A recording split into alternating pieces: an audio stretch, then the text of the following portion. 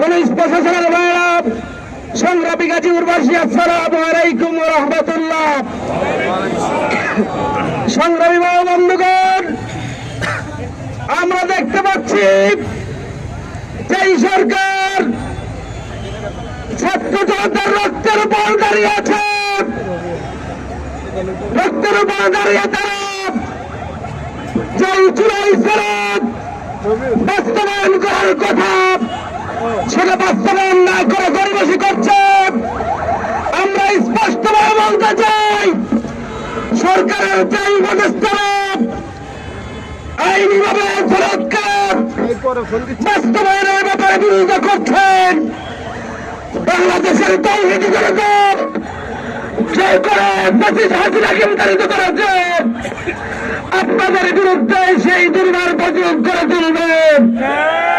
সংগ্রামী বিক্ষুব্ধ জনতা, আজকে একটা দল থেকে বলা হচ্ছে পিয়ার বাংলাদেশের চৌধুরী উপজেলা, আমরা দেখলাম দেশের 70% লোক পিয়ারের পক্ষে মতামত দিয়েছেন।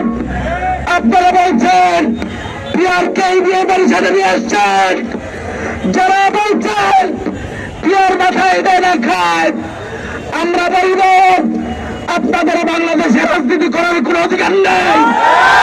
বাংলাদেশের মানুষকে আর মুখে বলা যাবে না। আমাদের স্পষ্ট বক্তব্য, যেই 5 দফা দাবি জামাত ইসলামী জাতির সামনে উপস্থাপন করেছে, এগুলো এই দেশের প্রত্যেকটা মানুষের দাবি, এই দাবি বাস্তবায়ন করতে হবে। আগামীতে বাংলাদেশে যে নির্বাচন হবে, সমতল মাঠ ছাড়া কোন নির্বাচন বাংলাদেশে হতে দেওয়া হবে না। কেন তারা কোন নির্বাচন 18-24-এর মতো কোন নির্বাচন বাংলাদেশে আর কেউ স্বপ্ন দেখলে